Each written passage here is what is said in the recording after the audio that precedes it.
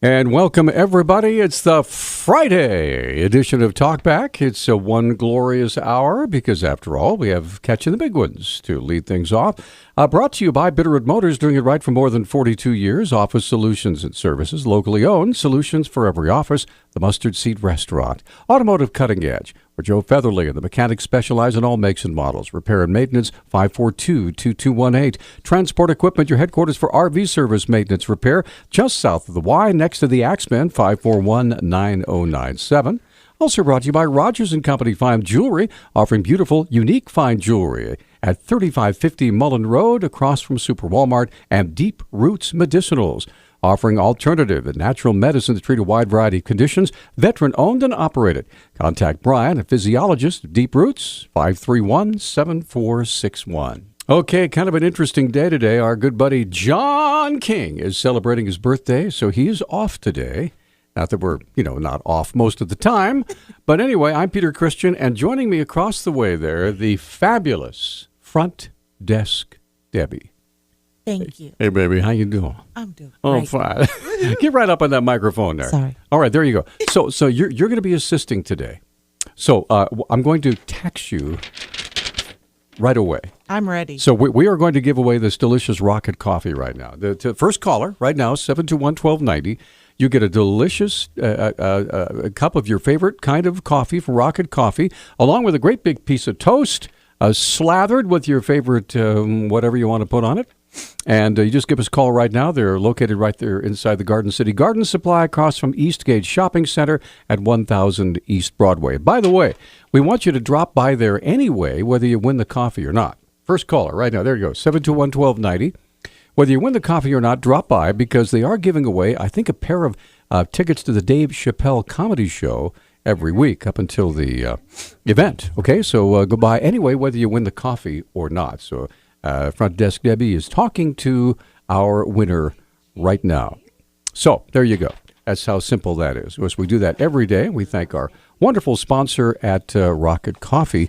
And yes, indeed, they have a fresh cup just the way they like it, with a hearty slice of toast and spread of your choice. Again, they're located in the Garden City Garden Supply, across from Eastgate Shopping Center at 1000 East Broadway. Okay. Now, John is gone today, and I thought it might be interesting in light of the topics that we've been discussing the last couple of days here in Missoula. And kind of what sparked this was actually a story that was in our morning news today. All right? And you might have heard this. This actually comes out of Whitefish. A 17-year-old high school student from Whitefish is proposing a ballot initiative to allow teachers with concealed weapons permits to carry guns on school grounds. Chad Billy submitted the first Citizens Initiative proposal for the 2016 general election ballot on Tuesday. Now, that's a worthwhile subject, but that's not the subject we're going to be talking about. What the subject is a citizens initiative, okay, a ballot initiative. And what John and I have been kicking around a little bit, we've been talking a lot about the turmoil in the Sheriff's Department. It's been going on for quite some time. And leaving all of the other things that we talked about yesterday, all the, the bad stuff, whether you believe it or not, all the, charges and countercharges and denials and yes, you did, no, I didn't, all that aside, leaving all that aside, okay? What is a possible solution here? And the phone lines are open at 721-1290. I want to know if you think that John and I should begin an initiative, a ballot initiative, to make the sheriff's and the county attorney's office, because they're both law enforcement related, to be nonpartisan races. Because when you think about it, does it really matter when you are in trouble and you call 911 and you're out in the county or in the city or wherever? Does it matter if the person who is responding to your call has a D or an R or an I behind their name? No. Well, I don't think so. Don't shake your head. I know I'm on. We have to speak. This is radio. Well, you grab the phone. It's ringing. I want to know what you think. 721-1290, 1-800-568-5309. Again, I don't want to rehash all the stuff we talked about yesterday because, to be honest with you, it's hurtful. So many bad things have been said, and I want to move on from that. I want to find a way to make things better, to fix it, basically. 721-1290, 1-800-568-5309. We still have two lines open. Charlie, I'm going to ask you to hang on for just a second because we're up against our first break, and I want to give you plenty of time to make your comment. All right? 721-1290, do you think that it would be a good thing or a bad thing to have the sheriff and the county attorney be a nonpartisan race? In other words, no Democrats, no Republicans. You just have however many individuals want to run. You look at their records, you visit with them, you talk with them, you hear them on the radio or on TV, you interviewed in the newspaper, whatever. No labels, okay? We're just looking for the best individual, man or woman, to do the job. Yes. All right. 721-1290 is our number, 1-800-568-5309. We're coming right back and taking your phone calls. I really want to hear what you think. Right up the route. That's Huey and the news. Most because I'm a newsman. I kind of like that stuff. All right. 721-1290 is our number, 1-800-568-5309. All the lines are full, and I honestly believe that if the sheriff's office was a nonpartisan office, that some, not all, but some of the rancor that we've been experiencing over the last year or so may not have happened or may not have been so severe, okay? Now, am I naive? Maybe. I just want to know what you think. 721-1290 is our number, and all three lines are full, so let's get as many calls in as we can here. So, Charlie, you're up first. Thanks for holding. Go ahead, sir. Hey, thanks, Peter. Hey, that is not a bad idea or a good idea. It's an excellent idea to get something like this going on. All right. I remember my friend Brad Giffen was running, and he had run as a Democrat, and I know he's a Democrat, but that's neither here nor there. It's just I didn't feel that anybody that runs just doesn't get a fair chance. He's like, well, I was going to run as a Republican, but he's a Democrat. Well, what's really interesting is the many people that I have visited with who have run for this office. It's kind of funny. Missoula's, politically speaking, is rife with Democrats. I mean, there's a Democrat that we have a mayor who's a Democrat, although it's a nonpartisan office. The sheriff's a Democrat, the county attorney's a Democrat. Many of the judges are Democrats. I mean, there's Democrats all over the place, and there's nothing wrong with that. That's what people chose. But in this particular instance, when you have law enforcement matters on the mind, on the line, I think it's much more important to have the right person in the office, not the right party in the office. Exactly. Yep. And I know Brad Giffen would have made an excellent sheriff. I mean, he is a stand-up guy. I've known him for years and years, and it was just a shame that just because Missoula is a Democratic Party majority, that the people that are like on top and in the clique, let's say, they're pretty much a shoo-in for the job.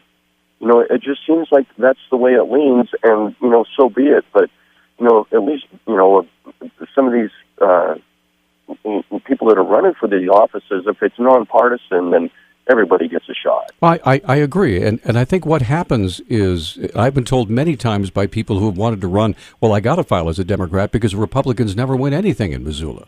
Exactly. So yeah. Anyway, well, Charlie, right, we got to run. Thanks for the call. Yeah.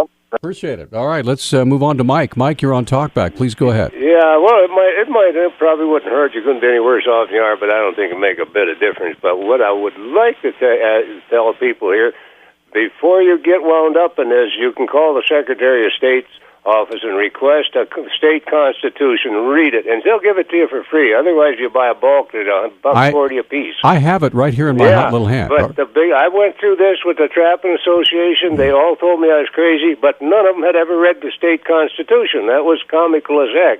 Right. So before you get wound up in this. And I think it's a good idea. It probably wouldn't hurt. Couldn't get any worse. But Well, I don't think it'll make a whole lot. Personally, I don't think it'll make a whole lot of difference. But heck, it's worth a shot. Well, here's what I'm going to do, Mike. I'm going to read to you the initiative section of the Constitution. I have it right here. This is the Montana State Constitution, passed in 1972. And kudos to the people who put this together, because even I can understand this. Okay? Here we go. The initiative process. The people may enact laws by initiative on all matters except appropriations of money and local or special laws. Okay? Initiative petitions must contain the full text of the proposed measure. So no just, I think we ought to do such and such. Shall be signed by at least 5% of the qualified electors in each of at least 1/3 of the legislative representative districts, and the total number of signers must be at least 5% of the total qualified electors of the state. Petitions shall be filed with the Secretary of State at least 3 months prior to the election at which the measure will be voted upon. And then the sufficiency of the initiative petition shall not be questioned after the election is held. So, fairly simple in getting this done. And from what I understand, my friend John King made some calls yesterday and found out it might even be easier than that to put this before the Missoula electorate. So let's continue with our phone calls, and we have one line open at 721-1290. Carl, you're on Talkback. Thanks for holding, sir. Thanks for taking my call. First off, I think your idea would change the way the election process works. However, we all know in corporate, in the employment world, politics really doesn't go to Republicans or Democrats. It's who supports who. And unfortunately, when you get somebody in there and they demote somebody, and he can say it's not a demotion, but we all know that it really is, because when you take what somebody's skilled at doing and take them out of that field and put them into the menial task that somebody with not nearly so many qualifications could do, that's a demotion no matter what you word it. And the problem is, whoever gets into that position, how they manage it is what really matters. The election process could be changed, but you got to have the right person in there who runs the department the most efficient, the most beneficial, and unfortunately it sounds like the guy that's in there is not doing that. Well, he hasn't even hardly had a chance. I'm going to go ahead and say this, okay? I've gotten to know Sheriff McDermott over the last, year and a half. I didn't know him very well. I have been impressed with him, with the way he presents himself. He's a very calm, measured sort of guy. Now, again, this just is my personal experience, okay? He has always been very accessible. He's always been willing to speak and give an opinion to the press. Sometimes people aren't when they're in elected positions. And he has always been accessible to me. So I appreciate that about him. All the other things, I don't know what's going to happen with that. But as far as my own personal impression of T.J. McDermott, seems to be a good guy, all right? At least he has been to me. So that's all I can say. What I would hope I could ask is that people could give the guy a chance. He was just barely elected, it's 6 months ago, right? He just took office on January 1st. So he's got a 4-year term. Anyway, 721-1290 is our number. We have one line open, and let's move along and get Tyler on the line. Tyler, good morning. You're on Talkback. Go ahead. Hi. So I agree and disagree with your idea. Okay. And here's why I disagree. Take Baltimore, Maryland, or Maryland in general. All right. Baltimore is a city that's been run by Democrats. The state has been run by Democrats from every office, top to bottom. And look at what has happened under Democrat. Well, so was Detroit. Right. All the major big cities are, and they're all failing, right? But nobody, and this is why I agree with you, but in a weirder way, nobody is blaming the Democrats. Nobody's blaming the people who are in charge of these cities for what's happening. So unless we can, show that the Democrat in office will run the office in a different manner than a Republican would, which I believe is true. I served in the military for 11 years, and changed jobs many times, and I had people under me that I had to assign to different jobs to do different things because certain situations arose or whatnot, and the transition goes smoothly if you handle it in a professional manner. But you don't demote somebody, put somebody in an office warehouse in the middle of nowhere, and, oh, you're a great detective, go sit here and watch the evidence locker. I mean, it's a vendetta, but would a Republican have handled it differently? That's the question. Now, to make it a nonpartisan, all you're doing is stripping away that title, and then you cannot assign the blame of what happens under that person's rule if they don't have a title in front, behind their name. So I agree and disagree. Okay, thanks, Tyler. Appreciate the call. All right, Matt, we're going to get you on here in just a minute. We have two lines open, 721-1290. My question to you is, do you believe it would be a good idea or not a good idea to make the sheriff's department and the county attorney's office, because they're both law enforcement-based organizations, nonpartisan elections? Because right now, the mayor and the city council, we have supposedly nonpartisan elections. Okay? So maybe I'm arguing against myself here. But what do you think? 721-1290. Or is it simply my natural naivete to think that it would be a better idea? So we're going to come right back. Stay with us. Okay, we're back on Talkback. 721-1290 is our number. I just kind of kicking some things around this morning. And again, getting away from who did, who said. I want to get away from that. I want to look for a way to make things better. And one of the ways is again, a suggestion to fundamentally change the way the office of the sheriff and the office of the county attorney is elected by eliminating the partisanship, Republican or Democrat or independent. And you have however many are running, 3, 2, 5, whatever. We have individuals that you look at their qualifications, you listen to them, you talk to them, and you choose the best person, not because of a D or an R, because of party loyalty, especially in a job as important as sheriff or county attorney. So that's what I'm looking at. And again, is it my natural naivete speaking here, or do we have a good idea? Matt, you're on Talkback. Hi. It is your national naivete. Okay. What do you think happened in the last election? Everyone ran as a Democrat. The Republicans didn't even have somebody run. I know. So you're going to have a repeat over and over, codified with exactly this. A rose by any other name would still stink, to paraphrase Shakespeare. All right. So, I mean, I honestly, I don't see how having a nonpartisan race solves the problem whatsoever, because this mess didn't come about because one person was a Republican who was totally unqualified and one was a Democrat. They were both Democrats. Hold on just a second, Matt. You have to realize something, that if you are a Republican or registered Republican or an independent, you did not have the opportunity to vote for sheriff in the last election. I understand that. But it doesn't solve the problem. If you want to do away with it, then do away with the closed primary system that's codified by the state.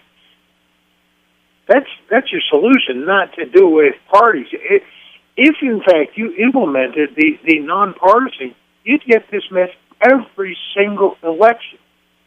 Every single election. Because, hey, well, no party affiliation, we'll just pick the top two, and then we'll let them fight it out. That's a terrible idea. All right. Well, thanks, Matt. Appreciate the call. Let's get Alan on the line. Alan, you're on Talkback. We have a line open, by the way. Go ahead. Yeah, good morning. I don't think in my time on planet Earth I have ever met anybody who wasn't partisan. Okay. So it really doesn't work too well, in my opinion. One of the problems we've got with our Supreme Court in the state of Montana is they run as nonpartisan, and we know that these people are not nonpartisan. But what happens when they run as nonpartisan, it is very hard to find out where they actually stand on issues. The Republicans have a platform, the Democrats have a platform, and in the platform it tells the people what each party stands for.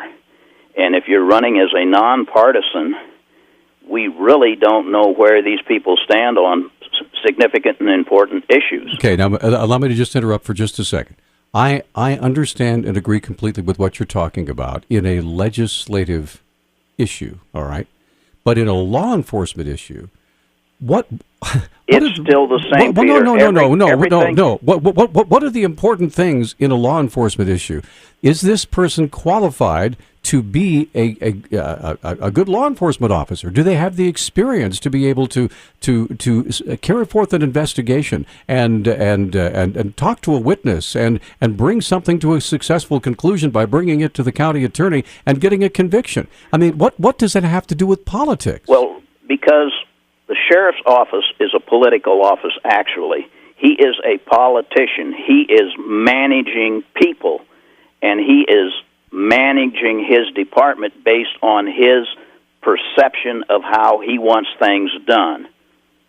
But why does it matter if there's a D and or an R behind it, though? Because the people know that the Republicans stand for law enforcement and law, and the Democrats are less likely. Oh, I don't know if I buy that, Alan. Yeah. Hey, but listen, we're up against a break. I appreciate your call. You're a very smart guy, and I appreciate it. Thanks, Alan. Appreciate your perspective. Daryl and Bob, we're going to get you on here in just a second. 721-1290. There it goes. And interesting discussion. My natural naivete is being called into question. I don't mind that at all because it's out there for everybody to see. We're going to come right back. Hey, it's Talkback, and it's Friday, 1 hour. John's on vacation, and Peter's on the loose. With my natural naivete just kind of hanging out all over the place. Now, you just made an interesting point. Yes, I did. Front desk Debbie, go ahead. I have been voting since I was 18. That is my God-given right. About 2 or 3 years ago. Yeah.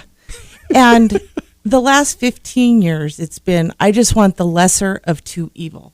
I want the right man that's doing things the way I see and relating to. I know I was raised a Republican, but people don't know that because I'm so open-minded. But basically, the R and the D don't matter. I just want somebody to save me and do it properly and by the law. No, well, you're talking law enforcement-wise, Law right? enforcement, Okay, yes. all right. Because to me, I really don't care whether there's a D or an R behind their name, as long as they get there fast and they know how to do their jobs. So, I agree. Amen. Right, let's get Daryl on the line. Daryl, good morning. You're on Talkback. Hi. Hi, I agree with you, Peter, and totally disagree with the last two callers. Okay. I've been disappointed with both parties lately, and I've become an independent. And we didn't get a vote for the sheriff system last thing. I voted in for the other guy as a write-in because I don't feel you should be considered a Democrat or Republican when you're voting representing the people of the county in a position like the DA or the sheriff. You should be nonpartisan, like you said. You're representing the people of the county, not the Democratic Party or the Republican Party. And again, naively speaking, you should try to stay away from politics as much as you can when you're in law enforcement. Because law enforcement is a very specialized job. Exactly, and like I said, you're representing the people of the county, not a particular party. Right. So why run as a party candidate? If you're representing the people of the county, it shouldn't matter whether you're Republican or Democrat. Well, I sure appreciate the call, sir. Thanks so much. Yeah. You have a great day. Bob, good morning. You're on Talkback. Please go ahead, sir. Hello. Yes, sir. You're on. Hi, my name's Bob, and I was in law enforcement for 34 years, over 34 years. Well, thank you. So I'm kind of speaking from the inside, if you will. However, it was not in this state. Okay.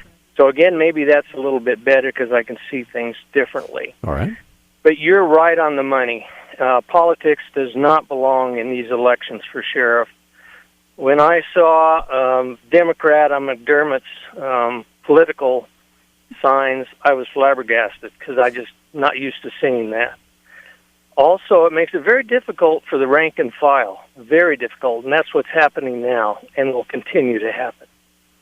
Now, the rank and file, you mean the people that serve as deputies and as officers and that sort of thing, right? Yeah, they're stuck in the middle. They're stuck in the middle, and that's what happened in the past, obviously, when apparently McDermott filed a lawsuit, and now it's happening again.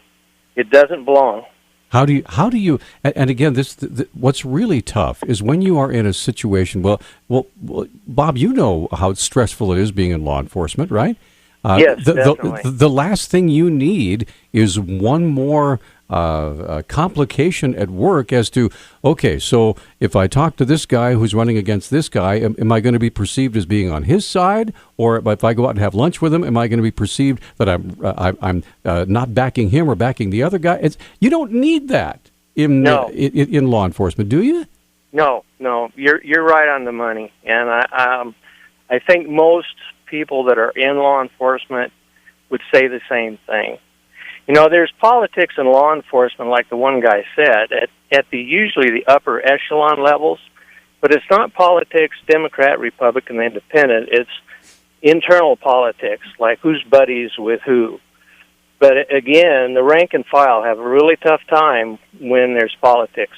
Well, I'm just trying to imagine how difficult it must be when you've got a staff of 30 or 40 or 50 or whatever to administrate and be able to talk to your people, find out what their skill set is, and be able to put them in the right position in a way that is diplomatic enough to make it look like, you know, this is the right thing for you, in my view, as your supervisor. Right. Yeah, it's tough. It's tough, and I can't say enough that politics does not belong in law enforcement like that. All right. Well, thanks so much for your call, Bob. You bet. And you. By the way, thanks for serving all those years. Thank you. Glad to be out of it now, the way society has turned. Thanks for the call. All right, Catherine, you're on Talkback. Hi. Hi. Just a couple of observations, if I may. Great. Okay. What if instead of being an elected position, it was a hired position? All right. It seems to me that would take care of a lot of this problem. Who would do the hiring? You could have a board of directors, or a citizens board, like they do with the school board and all these other boards that exist around the town, and they would do the vetting and the hiring. And it would be somebody who has law enforcement experience and management experience and has gone through, the whole schooling to get the law enforcement experience, along with knowing the statutes and the Constitution and all that other stuff. Okay, well, that's well put. So that's one. Okay. Number two. I keep forgetting you always have more than one point. Go ahead. Yeah. The second point is that for the last 20 some odd years, it seems like the Republican Party in this county has kind of ceded control and it's kind of just withdrawn. Like, what's the use? Yeah. Yeah, and they don't seem to attract younger people, and they don't seem to attract, anything other than the same old, and they don't even bothering to field candidates anymore. Well, look at the last senatorial race with Senator Baucus. You know, I mean, they ran a gentleman who was 80 some years old. Exactly. Yeah. Exactly. Almost a token Republican, if you will. Yeah. So they keep ceding ground and ceding control and don't fight back, which is a big part of the problem. So the Republican Party, and I'm not a Republican and I'm not a Democrat. I'm an independent, and I just kind of, go my own way. But they just, looking at it as a spectator sport in some ways, they just keep receding to the point where I wouldn't be surprised if sometime in the near future it would be actually illegal to be Republican. Well, allow me just to throw something in. And Catherine, thanks for your call. Thank you, Catherine. Adam Hertz is a conservative guy. Now, he's in city council. City council's a nonpartisan race, but they do have progressive and they have conservative. Okay, Adam Hertz, as far as I know, once Dick Haynes retired, is the only fiscal and politically conservative person that I know of on the city council that votes consistently on the conservative side. When they just had the committee of the whole, meeting, and they're talking about the Fox Theater and the Mountain Water situation. In the Mountain Water situation, we reported on KGVO that so far the city has spent just under $3 million in this whole mountain water affair, okay? And nothing's been decided yet. We had a trial. Of course, that decision hasn't been made public yet. $3 million. And at once a month, the city council has to approve the bills for this initiative, okay? There's only one person out of 12 who votes no every time, and it's Adam Hertz. One person. Yes. That's it. And so it's kind of like he's the, if you will, the loyal opposition. And I'm sure that when the vote is gone, the other 11 just kind of smile and roll their eyes. There's Adam, you know. Yes. But I don't know. And he is not running for re-election, as several city councilors are not running for re-election.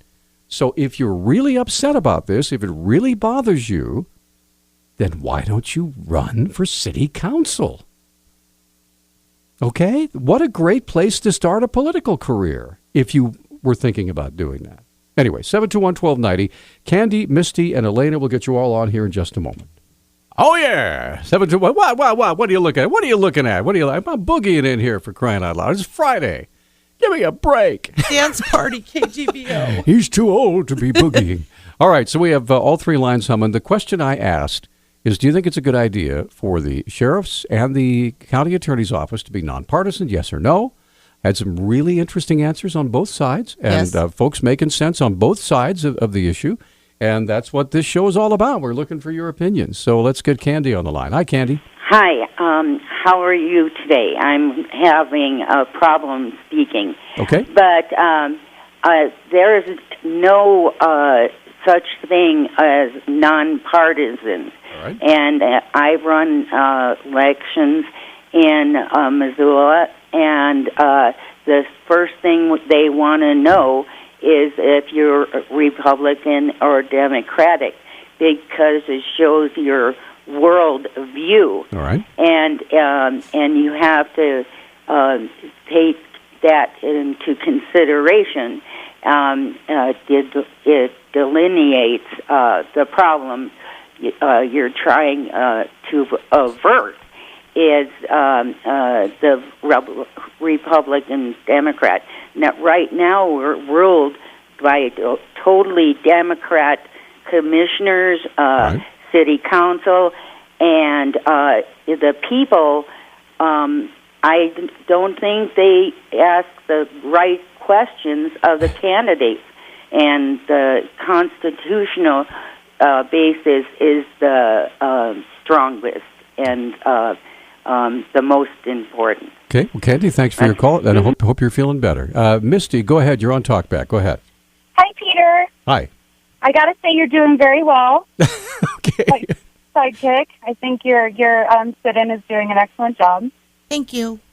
As somebody that's worked in healthcare and somebody who's responded to emergencies with people who are in trouble, right.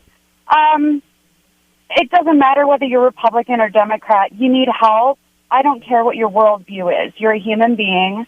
When I respond to you in emergency, I do whatever I can according to my training right. to make sure that you make it through it. Right. I really am of the opinion that somebody who responds as an emergency responder should not have that bias when they're responding to someone. Otherwise, everybody in town should just have a big R or a big D on the front door. Now, allow me to say this, Misty, okay? I know a whole bunch of the folks in law enforcement, okay? Whether it's police or sheriff.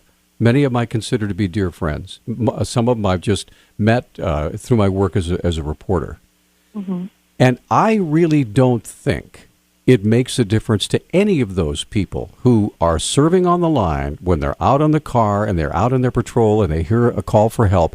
I don't think any of them could care less about what their party affiliation is, okay? Exactly. All right. I honestly believe that these are highly trained professionals who put their lives on the line every single day, and we should honor them all, okay?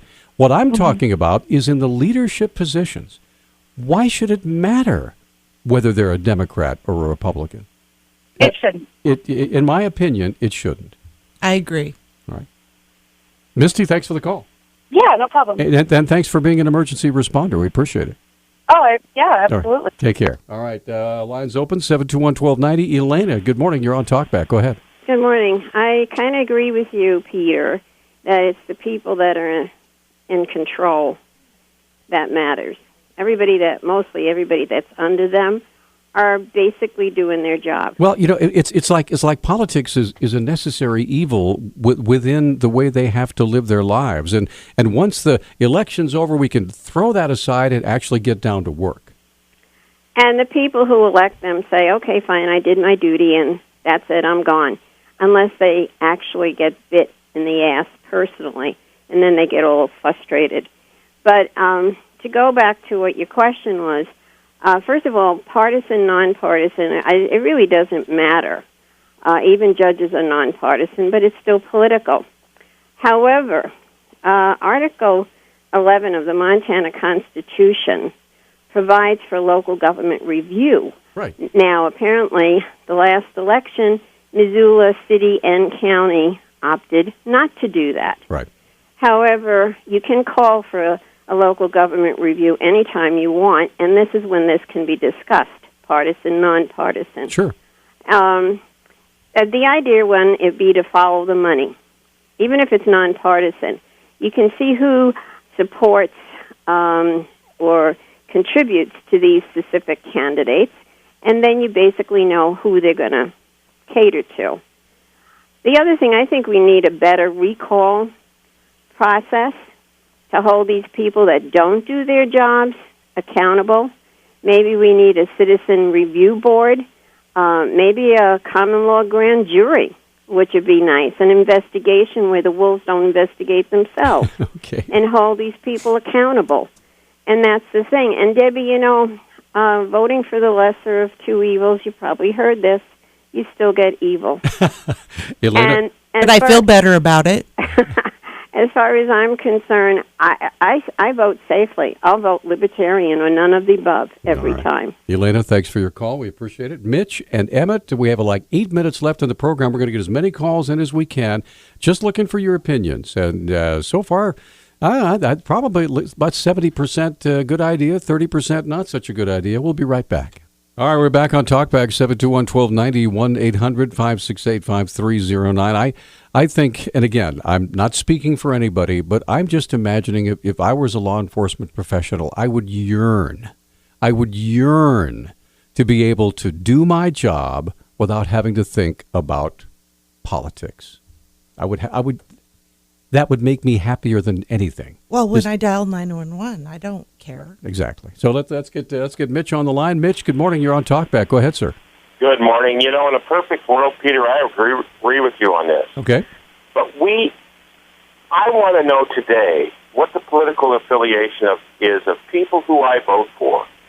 And one of the most critical things I'm seeing right now is the commander-in-chief has pushed for a national police force. And I want to know where my sheriff is going to fall on that issue. Okay. And if he's a Democrat, I think he's going to lead towards supporting Obama and those things.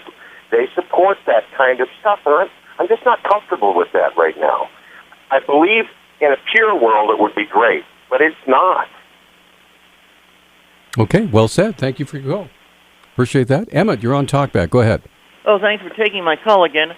Well, I completely agree with you, Peter, on this particular issue for so many reasons, but like you've said, this is a specialized job. They're here to catch criminals and bad guys and psychopaths and protect, that's what they're supposed to be doing, but this has nothing to do with abortion and gay rights. Well, I guess maybe if they have to do with like anti-abortion protesters, maybe I would feel better with the Republican but except for that, this is supposed to be about merely law enforcement. I should have had the right to have my vote counted, and if we eliminated parties, and we still would have the ideas and the political beliefs, what am I going to do? And you can get a feel for the candidates when you meet them, like at a neighborhood council meeting or something. Both, you would eliminate this whole, political rankering that we had, that we talked about yesterday. where are you not Democrat enough? Are you a closet Republican or anything? You wouldn't have. You would just have, let's say, who's the best person for the job, and maybe that's, personally, I wish that would happen in regular politics. See, but what's interesting, Emmett, though, is the people that did that made such a hubbub about that, were not law enforcement people. They were the Missoula County Democratic Committee, okay? They're the ones that made the decision to change their bylaws or change their rules during the primary so that they could actively endorse one Democratic candidate over another. Now, again, those were not law enforcement professionals on that committee. That was a purely political decision. And again, in my view, it just doesn't belong inside law enforcement. But again, I'm not a law enforcement professional at all. Okay, I know less about it than most people. But it just common sense, that just makes sense to me. Well, I agree with you completely, Peter. And often I've disagreed with you on a few things, but this time I completely agree with you. Yeah, your idea is a great idea. Yeah. Well, we're going to pursue it. We're going to see what happens. I don't know whether it's even possible, but let's get Dave on the line. Dave, we got about 2.5 minutes. Go ahead, sir. Hello, Dave. Hello? Yes, Dave, you're on Talkback. Please go ahead, sir. Yes, I'd like to say I support your plan, but I'd also like to say that it was the Republican president who signed the law allowing government to spy on all of us.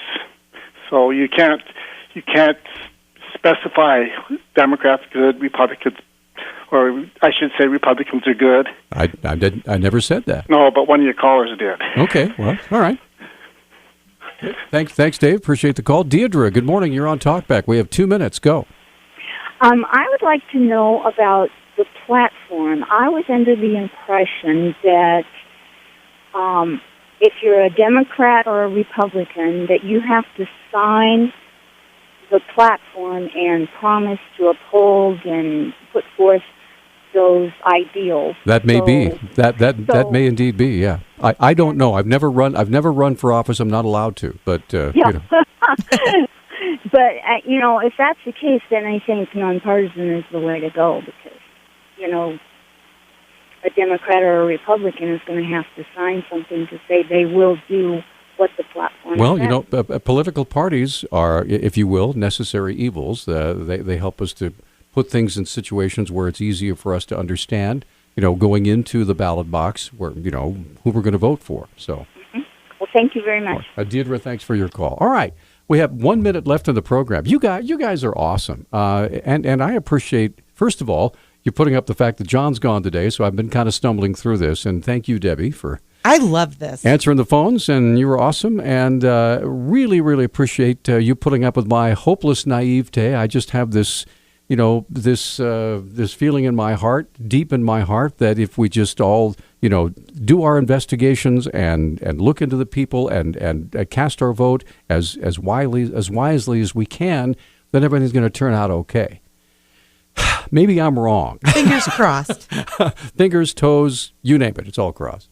All right, so looking ahead to Monday, we have Health Talk from 8:30 until 9. We're visiting with someone's going to talk about the Environmental Stewardship Program at Providence St. Patrick Hospital. And fascinating guest, and we would appreciate your phone calls and your questions. You can go onto our website to find out where to send those ahead of time if you'd like to. And I just want to say thank you to Debbie for... I want to thank the listeners, because every time I'm here, I learn something new, and I appreciate you guys more than you know. And happy birthday to John King. I think he's like 15 now. Have a great weekend, everybody. Thank you.